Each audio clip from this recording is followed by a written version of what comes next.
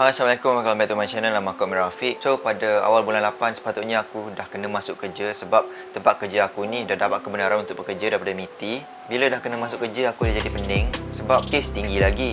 Memanglah aku dengan wife aku dah cucuk second dose. Tapi anak aku macam mana? Aku nak letak kat mana? Letak kat Taska. Taska ramai budak. Aku dengan wife aku bekerja. So, bila dua-dua bekerja, anak hantar Taska. Risiko kita satu family jumpa orang ramai memang tinggi.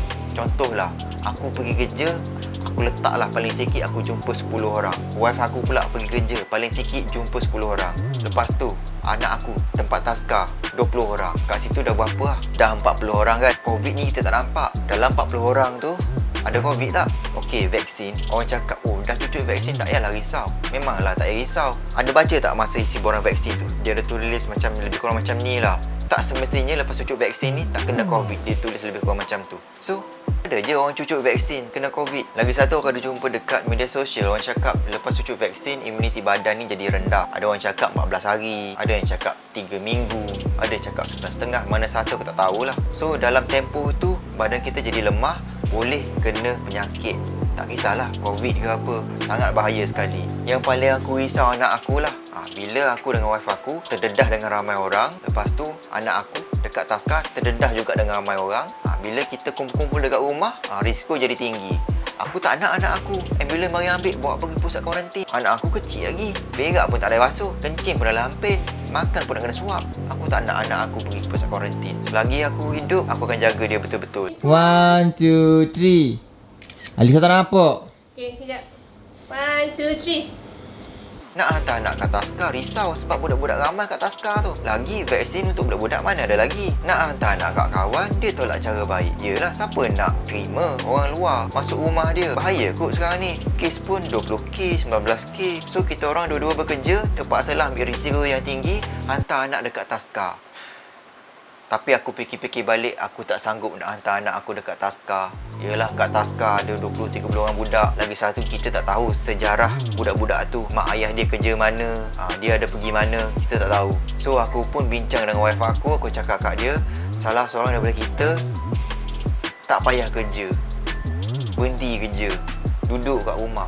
Kita orang compare antara tempat kerja aku dengan tempat kerja wife aku, mana lagi okey. So selepas bincang, aku buat keputusan, aku terpaksa mengalah.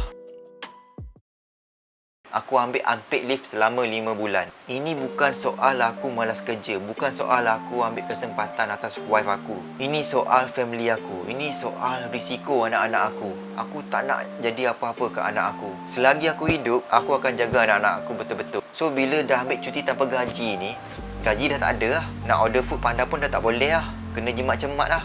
Tak boleh shopping lah kat Shopee. Lagi nak kena fikir bayar bil api, bil air, bayar sewa rumah, bayar rumah, beli lampen anak, beli susu anak. Banyak benda kena fikir bila dah ambil cuti tanpa gaji ni. Bukan benda yang senang ni.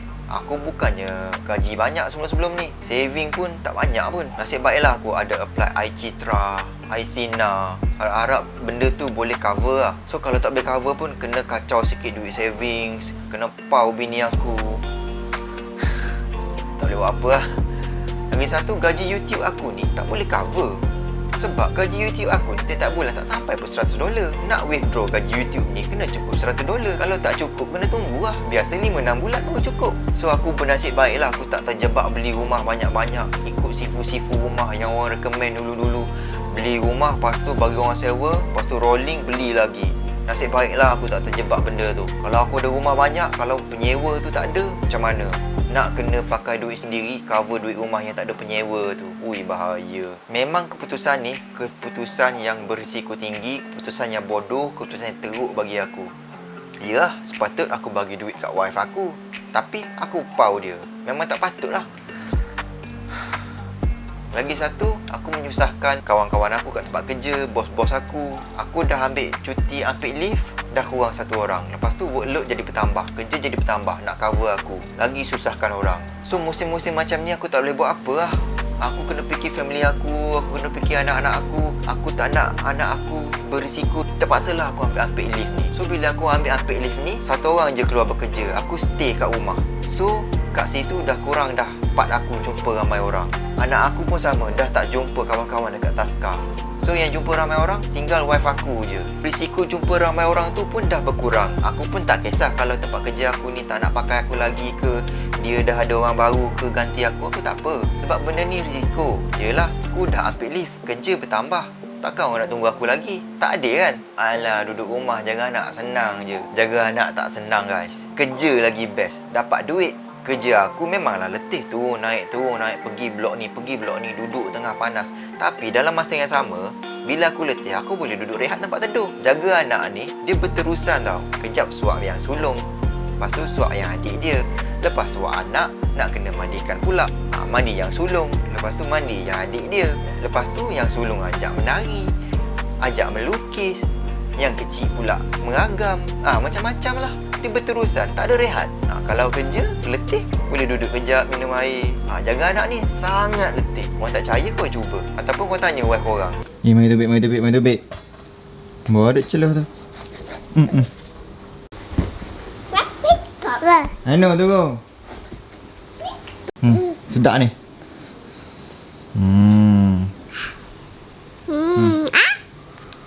Okey. So aku ambil leave ni kerana anak aku lah. Aku nak anak aku ni membesar dengan sihat, membesar depan mata aku. Tapi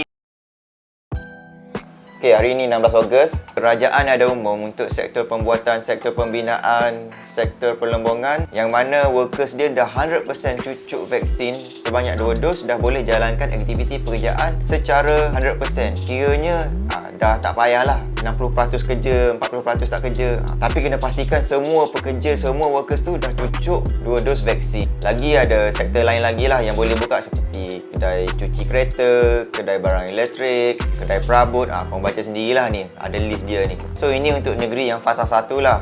Kalau untuk negeri yang fasa 2 tu lagi best lah, dia punya benefit sebab kes kurang. Kalau aku bujang tak ada anak lagi, aku pergi je kerja musim-musim Covid ni. Sebelum ni pun aku pergi juga kerja walaupun aku ada anak, tapi time tu kes tak sampai pun 10,000. Tapi dah kes sampai 20,000 ni, aku terpaksa berkorban lah. Aku terpaksa jaga anak aku lah. Budak-budak tak vaksin lagi. Sebab kat tempat kerja tu, korang tak payah cerita lah korang buat 100% SOP. Tak ada lah, jangan nak tipu lah. Takkan kau tak sembang dekat dengan kawan kau. Memanglah nak masuk sesuatu tempat tu, kena 2 dos vaksin, kena check digital certificate tu. Memanglah tak ada kesan untuk orang yang cocok 2 dos. Tapi bila aku balik rumah lah risau sebab anak aku lah. Lagi kalau tempat-tempat yang ramai pekerja Bangla ni, Bangla ni memang tak boleh harap lah. Kau suruh ni dia takkan buat punya. Susah nak arah Bangla ni. Kalau orang Indonesia ni okey sikit. Lepas tu korang nak cakap aku ni overthinking ke, berfikiran negatif ke, tak percaya kat vaksin ke, tak confident kat vaksin, cakap aku tak kisah pun. Sebab aku kena protect anak-anak aku. Sebab anak-anak kan amanah daripada Allah. So aku kena jaga betul-betul lah. So mana yang kerja, pergi kerja lah. Tak payahlah nak ikut cara aku ni. Aku ni tak betul sikit. Aku punya next plan lepas ni, tengok lah kalau Covid dah turun ke, dah reda ke, herd immunity dah tinggi ke, aku hantar anak aku ni pergi taska lah. Lepas tu aku kerja balik lah, kerja tempat lama ke. Kalau dah ada orang lain ganti aku cari kerja lain, e-hailing ke, Foodpanda ke, GrabFood ke. So sama-sama lah kita berdoa agar Covid ni hilang dekat Malaysia. Lepas tu kita sedekahkan Al-Fatihah kepada yang meninggal sebab Covid ke, sebab apa-apa ke.